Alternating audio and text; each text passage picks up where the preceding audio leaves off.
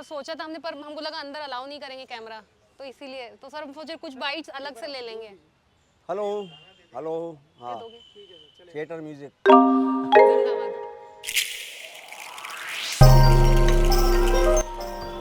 Hello, हम लोग हैं भोपाल में, मेरा नाम है प्रियंका और हम लोगों का चैनल है, ये आपका चैनल है लिविंग यूनिकॉर्न्स।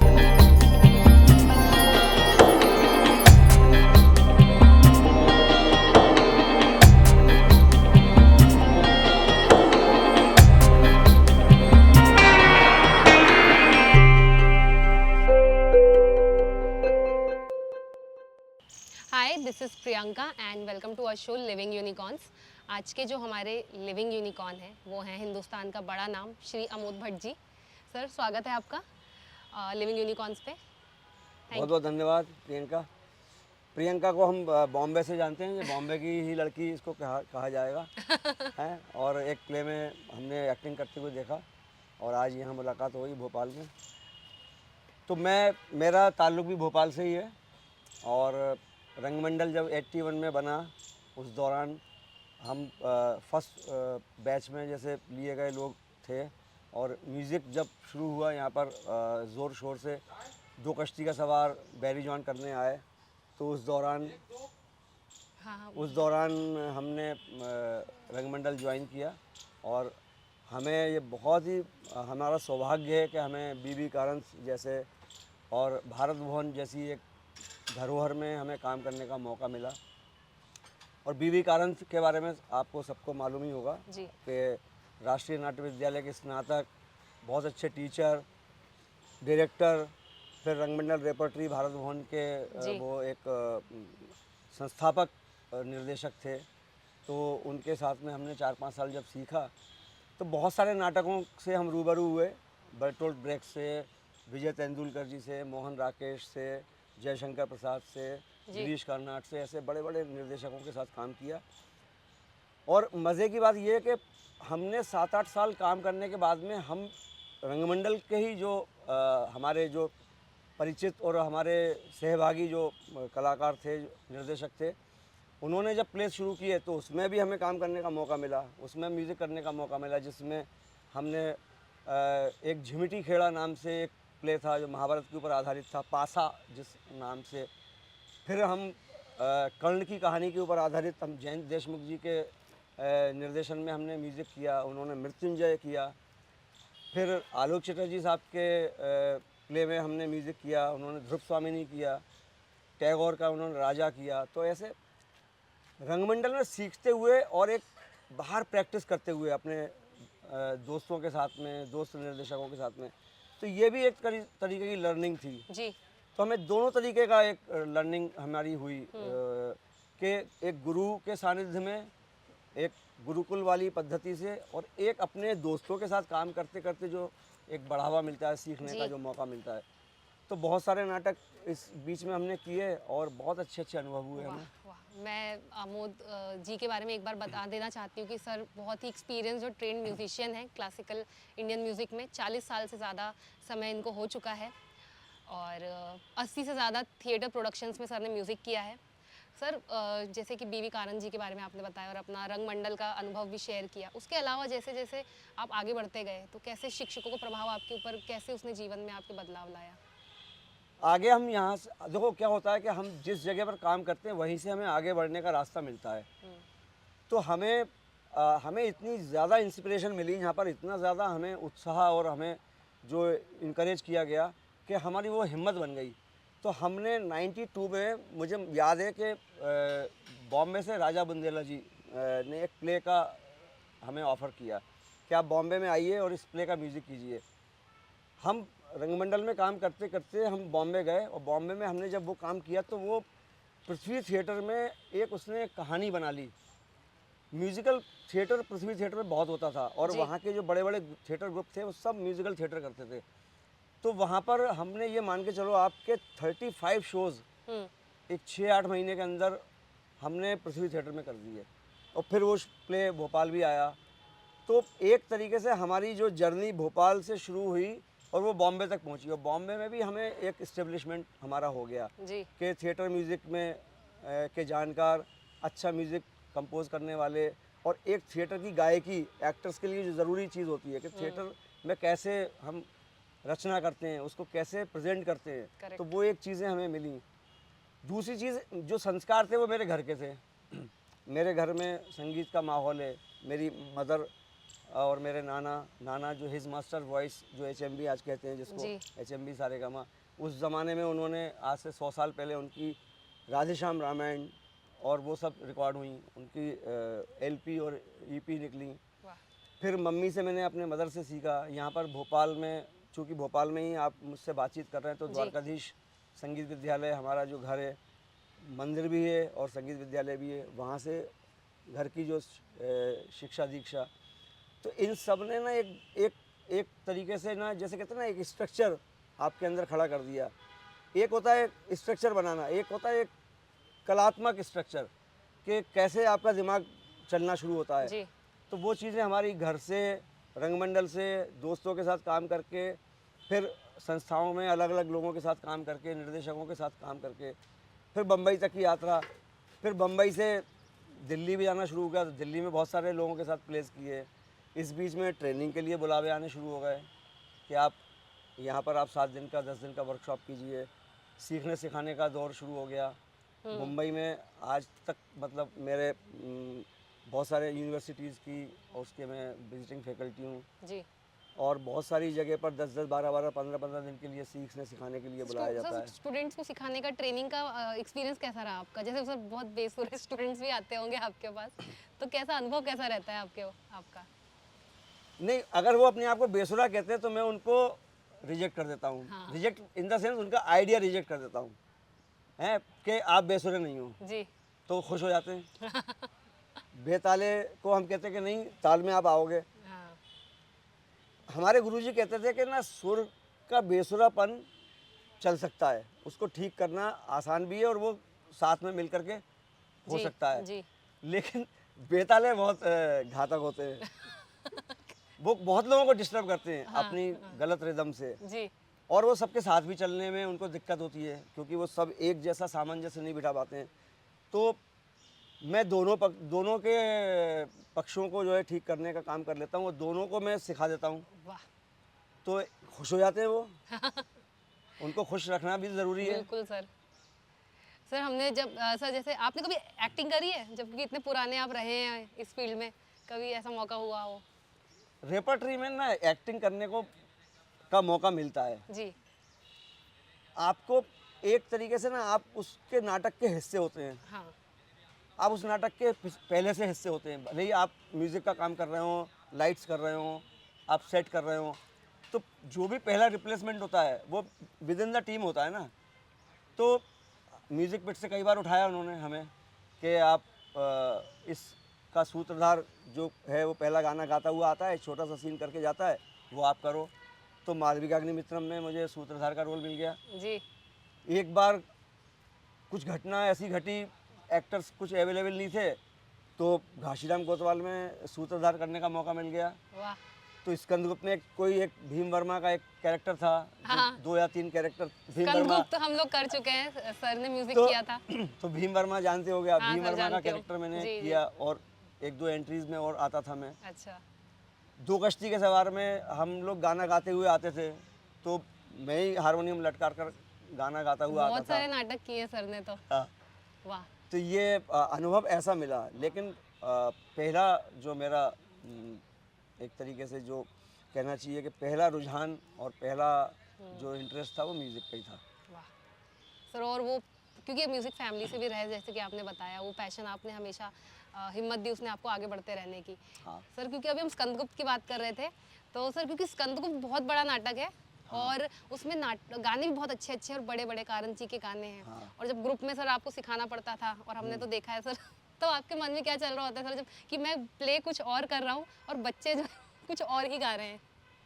नहीं, ऐसा हो सकता है, शुरुआती रिहर्सल में ऐसा महसूस होता है कि हम जो बताना चाह रहे हैं वो सीखने में टाइम लग रहा है। लेकिन थिएटर में ना, जो रियाज की परंपरा है, जो रिहर्सल की परंपरा है, जी। रिहर्सल को हम ना रियाज भी कहते हैं। जी। रिहर्सल में ऐसा लगता है कि कोई चीज़ हमें आती है, सिर्फ हमें दोहराना है। रियाज में उस चीज़ को दोहराना नहीं है, उस चीज़ में और निखार लाना है।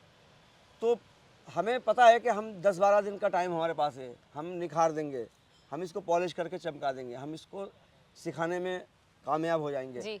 इसलिए स्कंदगुप्त के गाने काफ़ी कठिन होते हुए भी हमें विश्वास था कि कर लेंगे, और जो टीम के साथ में आपने आप खुद हिस्सा थी उसका, जी। स्कंदगुप्त किया, उसमें टीम अच्छी दमदार टीम थी। हाँ। सब समझदार लोग थे, इसलिए शायद जल्दी उन्होंने कर सीख कर भी पाए। लिया। हाँ। जी, जी, जी। सर तो मैं एक बार मतलब हमारे दोस्तों को मैं बताना चाहूँगी सर, म्यूज़िकल थिएटर के बारे में कुछ बता दीजिए। जो थिएटर में लाइव म्यूज़िक होता है, फिर एक रिकॉर्डेड म्यूज़िक अलग से होता है। म्यूज़िकल थिएटर की जो ब्यूटी है सर, कुछ उसके बारे में बताइए। हाँ, यही रख दीजिए, सर के लिए ही है। थिएटर में जो सबसे इम्पोर्टेंट जो पक्ष है, वो अभिनय का पक्ष तो बहुत बाद में आता है। ओके। हम लोग कहते हैं ना कि थिएटर में सिर्फ एक्टिंग, एक्टिंग के पहले बहुत सारी चीज़ें सीखनी होती हैं, हुँ, जिसमें आपके मूवमेंट है, जिसमें आपको डांस है, जिसमें आपको मार्शल आर्ट है, जिसमें आपकी बहुत सारे व्यायाम हैं, और उसके साथ में संगीत और ध्वनि। हुँ, तो जब ये म्यूज़िकल थिएटर करने की हिम्मत तभी होती है जब हमारे एक्टर्स इन सब चीज़ों में, विधाओं में हुँ, पारंगत धीरे धीरे होने लगे हैं, या हुँ। सीखने के का उनका एक दिखने लगे कि हाँ भाई, सीखने के बाद अब इनको हम सिखा सकते हैं और आगे और बढ़ा सकते हैं। किसी प्ले के कैरेक्टर में अब ये एक्टर मान लो नाचता हुआ आ सकता है, रिदम का पक्का हो गया। अब जी। ये गाता हुआ भी आ सकता है, हाँ, अब ये गाने के बाद डायलॉग भी बोल सकता है।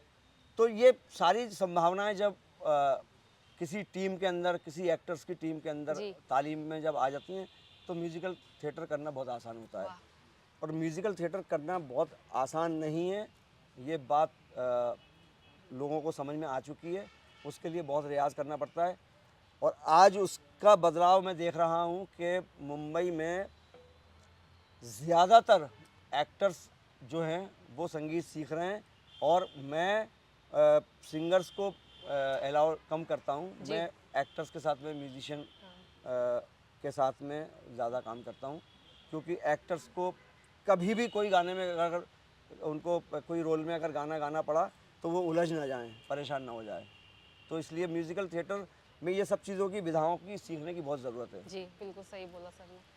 सर ने बहुत अच्छी बात बोली है सर, क्योंकि पहले एक्टर्स को आइडिया नहीं रहता है कि अगर हम, उनको लगता है सिर्फ एक्टिंग पे ही फोकस किया जाए, एक्टिंग ही आती है तो सब आ जाएगा। लेकिन जब स्टेज पे आप चढ़ते हो तो एक्टिंग तो बहुत बाद में आती है। पहले आपका शरीर, कला, म्यूज़िक, लय, ताल, ये सब चीज़ें पहले आती हैं। इसीलिए ना एक्टर्स को ट्रेनिंग के टाइम पर ये सब चीज़ें सिखाई जाती हैं। हाँ, लोग कहते हैं कि डायलॉग में मुझे देंगे और मुझे सीन का एक फॉर्मेट बता देंगे, मैं एक्टिंग कर लूँगा। हाँ, लेकिन उसके पहले रिदम का, पिच का, वॉल्यूम का, इन सब बातों का, इवन आपकी ज़ुबान, आपकी भाषा का, इसका कंट्रोल होना बहुत ज़रूरी है। बिल्कुल सही बात है।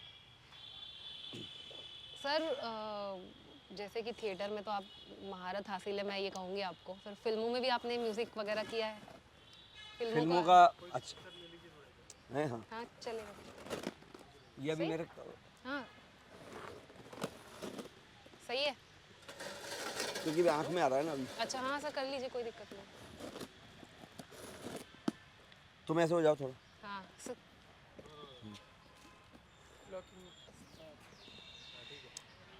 सही है। तो बताइए सर। हाँ, जो मेरी मीडिया की जो एक जर्नी है, जी। उसमें भी हमारे जो फैमिलियर हमारा प्रोडक्शन हाउस होता है।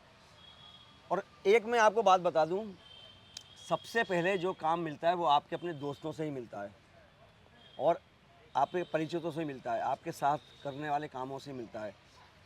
कभी भी कोई अचानक आपसे के पास आके काम आपको देगा, ये कभी पॉसिबल नहीं है। जी। अगर वो देगा तो वो सुन के आया होगा, कहीं आपने से, हाँ। आपका काम देखा होगा उसने। तो जब मैं यहाँ से गया जी। पूरब का छैला करने, अच्छा। राजा बुंदेला जी के ग्रुप में, तो सतीश कौशिक साहब साथ में उनके थे ही। हाँ, जब मैं वो प्ले का म्यूज़िक करके आया तो वहाँ पर लोगों के दिमाग में चर्चा आई कि क्यों ना इनको ना सीरियल्स उस समय शुरू हुए थे, अच्छा। कि सीरियल के टाइटल के लिए या बैकग्राउंड के लिए इनको बुलाया जाए और इनकी और जो इनका टैलेंट और जो नज़र आ रहा है वो जी। हमारे काम में आना चाहिए, दिखना जी, चाहिए। जी, जी। तो ये शादी नहीं हो सकती का एक सीरियल इन्होंने बनाया, प्रयास प्रोडक्शन ने। सतीश जी उसके डायरेक्टर थे, उसका टाइटल सॉन्ग करने का मुझे मौका मिला। वाह!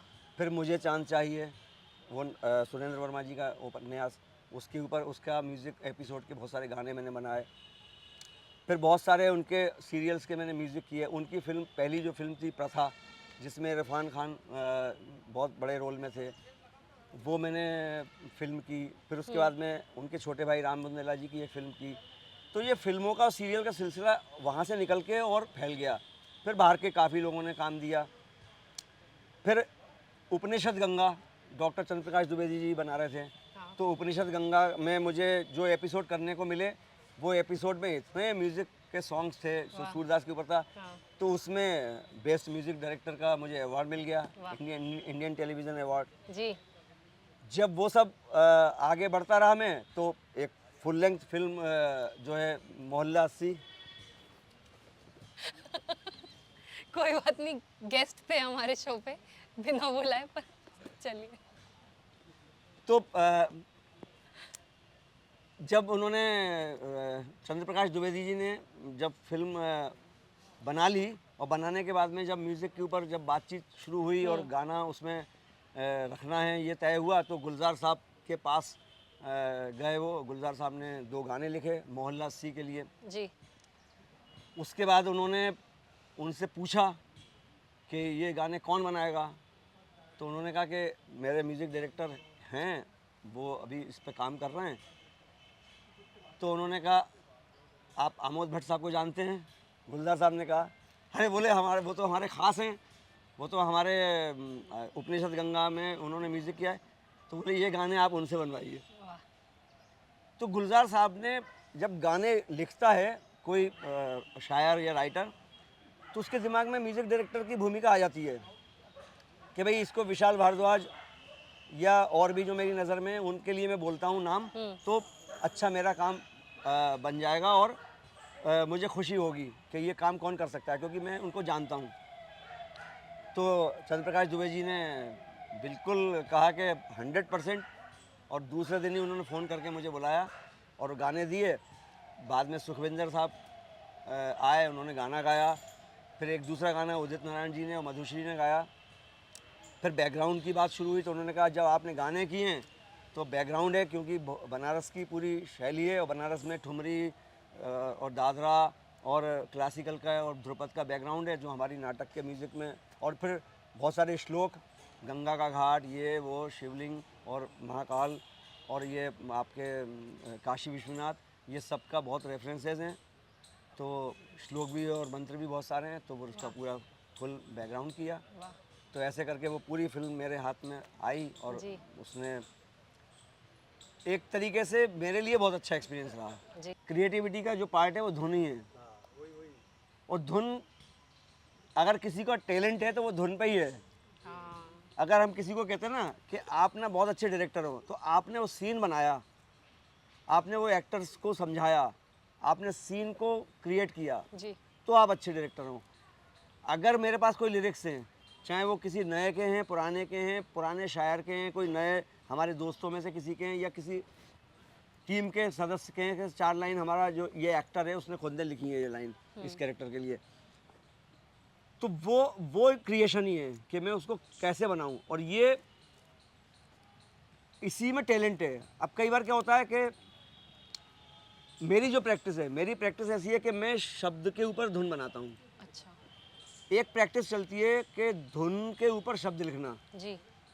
लेकिन मेरी प्रैक्टिस है शब्द के ऊपर धुन बनाना, क्योंकि शब्द को धुन सुन कर के मैं शब्द को पढ़ कर के ही तो तुम्हें धुन सोच रहा हूँ, और वो सिचुएशन क्या है इसके बारे में मुझे मालूम है। तो ये जो है ना, ये यही टैलेंट है। धुन बनाते समय मुझे अगर कोई शब्द में परेशानी आ रही है गाने में या बोलने में, तो शब्द बदलना पड़ेगा, या कुछ मीटर में कुछ आगे पीछे हो रहा है तो ये तो लिरिक्स राइटर की प्रैक्टिस तब तक ख़त्म नहीं होगी जब तक वो गाना कंपोज होके और रिकॉर्ड नहीं हो गया। धुन बनाने वाले मामले में, धुन के ऊपर लिखने में क्या है, वो टेंशन पूरा क्रिएटिव क्रिएटिविटी का टेंशन लिरिक्स राइटर के ऊपर ही है। हम्म, उसको धुन फिट कर, अपने शब्द फिट करना है धुन में। धुन बदल नहीं सकती। अब धुन बनाने वाला भी कहेगा कि भाई मेरी धुन अप्रूव हो गई है, ये डायरेक्टर को पसंद है, अब आप तो उसमें शब्द घुसा दो। तो शब्द फिट करने वाला मामला है वो, सही बात है सर। है ना। बहुत लोग अजीब सा उदाहरण देते हैं, लेकिन उदाहरण वो ठीक भी है कि क्या सर? कब कब्र खोद ली, अब उस साइज का लेके आओ। उस साइज के आदमी को अब लेके आओ फिट हाँ। करने के लिए। वाह, बात सही है। तो एक तरीके से भाई हाँ, तो अब ज़्यादा अच्छी प्रैक्टिस ये है कि पहले के म्यूजिक डायरेक्टर शब्दों पर धुन बनाते थे। सर इससे मुझे एक सवाल ये याद आया, क्योंकि सर म्यूज़िक का जो इतनी अहम रोल है लाइफ में भी। सर जैसे मैं पहले स्टेज पे जैसे मैं खड़ी हूँ और या मुझे चलना है, इधर से उधर जाना है, तो म्यूज़िक के साथ हमको कोऑर्डिनेट करना होता है, क्योंकि कई बार बॉडी आपकी अलग चलती है, आपका डायलॉग अलग चल रहे हैं, तो म्यूज़िक बहुत हेल्प करता है उस चीज़ में कि उसके हिसाब से आपको चलना है और डायलॉग में भी वो लय आनी चाहिए। कैरेक्टर का जो अपनी चाल है ना, वो म्यूजिक से ही डिसाइड होती है। अच्छा। अगर मान लीजिए कोई बहुत ही, जैसे आपने अनंत देवी का रोल किया था, हाँ सर। है स्कंदरूप में, अनंत देवी बहुत ही बड़ा कैरेक्टर है, वो डिसाइडिंग फैक्टर है, वो सारी चीज़ें कंट्रोल कर रही है, वो पूरी सिचुएशन में सबसे ज़्यादा इम्पोर्टेंट रोल उसी का है। और वो चालबाज है, वो षड्यंत्र करती है, वो कॉन्स्पिरेसी वाली है, तो उसकी चाल में ही वो चीज़ आएगी, राइट। है ना। हाँ। एक होता है उसी इनके ही सीन में, इसी नाटक में एक कैरेक्टर पुरगुप्त का है, हाँ। जो छोटा कम उम्र का हाँ, बच्चा है, राइट। उतावला है, उत्साह भरा हुआ है, उसकी चाल है, उसका बोलने का ढंग। तो एक सीन में ही पुरगुप्त और अनंत देवी अगर एक सीन में है, तो पुरगुप्त एक बच्चे की तरह उछलता हुआ, नहीं नहीं नहीं नहीं, ऐसा नहीं ऐसा नहीं ऐसा नहीं, मेरे को ये चाहिए, मेरे को ये चाहिए। और अनंत देवी 1 मिनट में जो अथॉरिटी की तरह बात करेगी, वो लोगों को डायरेक्ट कर रही है कि आप वहाँ जाइए, अब आपको अगला आपका स्टेप ये है, अब उससे आप कांटेक्ट कीजिए, अब ये कीजिए। जी। तो वो जो है उसके बोलने का ढंग, उसके चलने का ढंग में एक किस्म की एक थोड़ी स्लो है। और ये पुरगुप्त का या दूसरे कोई कैरेक्टर है, ये चंचल है जी। तो ये चाल म्यूजिक डिसाइड नहीं कर रही है, ये कैरेक्टराइजेशन खुद ही डिसाइड कर रहा है। Correct correct correct. तो ये एक्टर का ही जॉब है इसमें। राइट। अब आप मान लीजिए हम इसमें म्यूजिक देते हैं, तो म्यूजिक अगर देते हैं तो हम म्यूजिक इनके हिसाब का अलग देंगे, उसका अलग देंगे। ऐसा नहीं करेंगे अनंत देवी के म्यूजिक में ही पुरगुप्त आ गए, मिसमैच हो गया पूरा। तो ये म्यूजिक डायरेक्टर का काम है जी जी। कि अनंत देवी का म्यूजिक अलग, पुरगुप्त का म्यूजिक अलग, करेक्ट। दोनों के कैरेक्टर समझते हुए। सर अभी आप इतने साल हो गए सर, 40 साल, मतलब इतना लंबा समय सर रहा है आपका म्यूज़िक में। सर आप कैसा फील करते हैं, सेटिस्फाइड फील करते हैं अपने जीवन से, अपने प्रोफेशन से, हर चीज़ से? बिल्कुल। इस समय तो मैं कह रहा हूँ कि जो यंगस्टर हैं, जो 20 से 30 के उम्र के जो बच्चे हैं, बहुत ही ज़्यादा डेडिकेटेड हैं, बहुत ज़्यादा सिंसियर हैं और बहुत ज़्यादा सीखने वाले बच्चे हैं। मैं कम से कम 10-12 इंस्टीट्यूट में जाता हूँ, अभी नाम बताना ज़रूरी नहीं है, लेकिन सब जगह पर एक्टर्स जो मेरे से संबंध रखते हैं और बाद तक संबंध रखते हैं, टीचर का और स्टूडेंट का रिलेशन अगर एक लॉन्ग टर्म है, समझ लो कि वो टीचर भी अच्छा है और स्टूडेंट भी अच्छा है। अगर ठीक है 3 दिन के लिए तो आए, 3 दिन तक नमस्ते, उसके बाद में आप कौन। ये अगर है तो टीचर को भी सोचना चाहिए, ये 3 दिन की मेरी क्लास के बाद में ये भूल कैसे गया, ये मुझे याद क्यों नहीं करता है।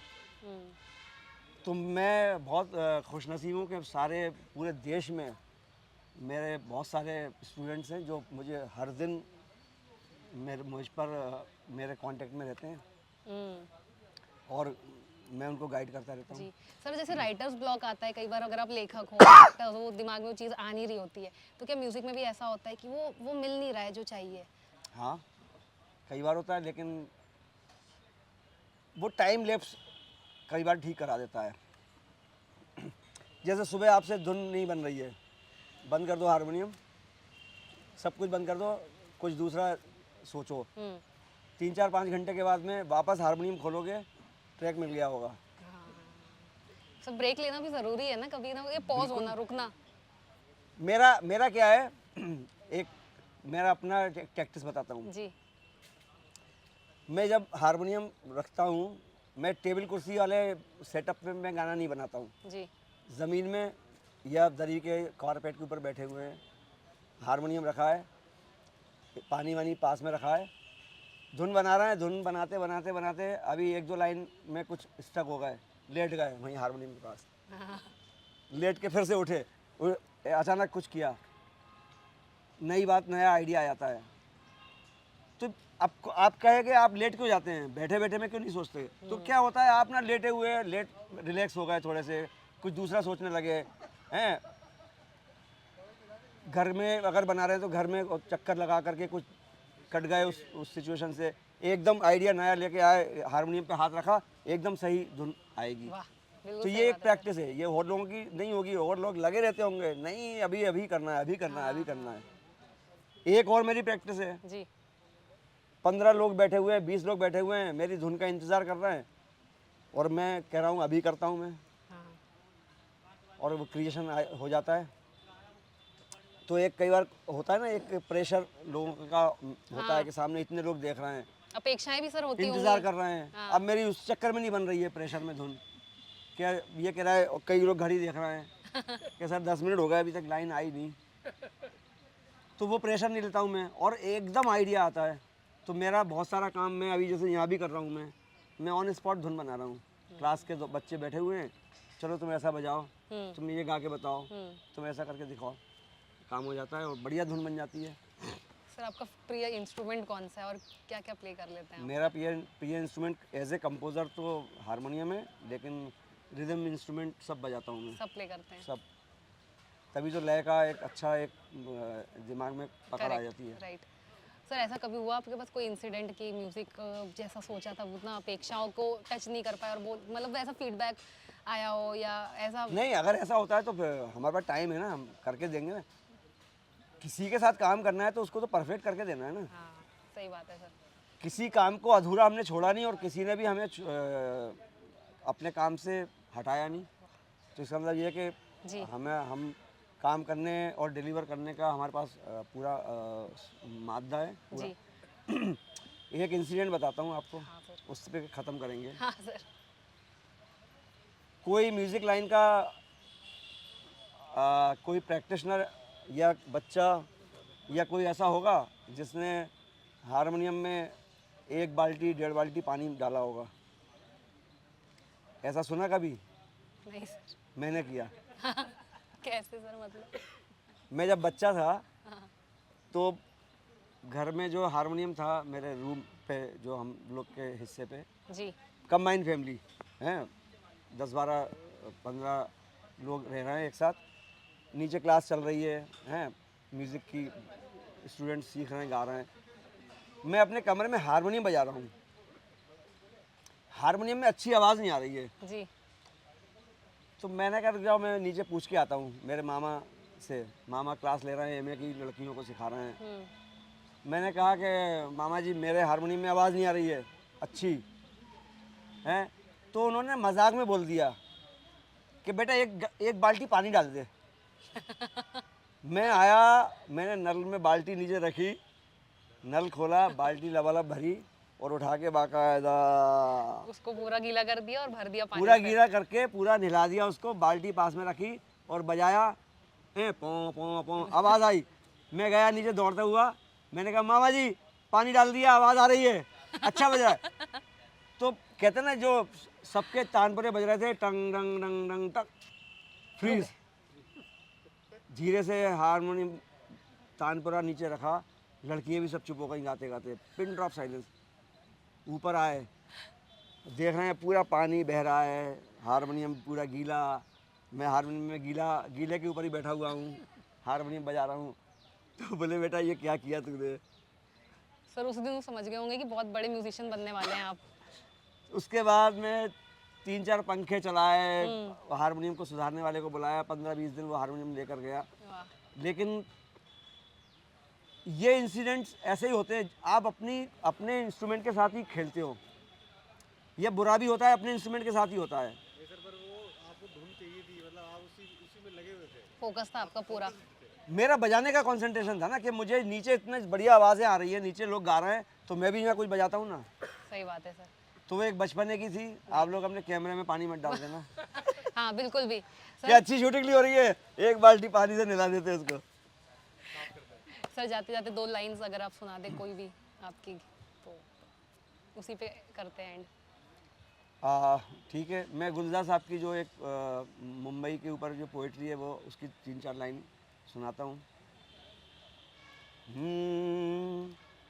मुंबई मुंबई बड़ी लंबी सी मछली की तरह लेटी हुई पानी में ये नगरी। मुंबई मुंबई कि सर पानी में और पाँव ज़मीं पर हैं, कि सर पानी में और पाँव ज़मीं पर हैं। समंदर छोड़ती है ना समंदर में उतरती है ये नगरी। मुंबई मुंबई मुंबई मुंबई। वाह सर, बहुत सुंदर, बहुत अद्भुत। सो ये थे music Maestro Amod Bhatt ji. Life में कभी भी आपको मौका मिले इनसे म्यूज़िक सीखने का, थिएटर करने का या इनके शोज अटेंड करने का, वो मौका बिल्कुल भी मिस मत करिएगा। तो ये थे हमारे लिविंग यूनिकॉर्न, और मिलते हैं। Stay tune to our channel. Thank you so much. बहुत बहुत धन्यवाद। Thank you.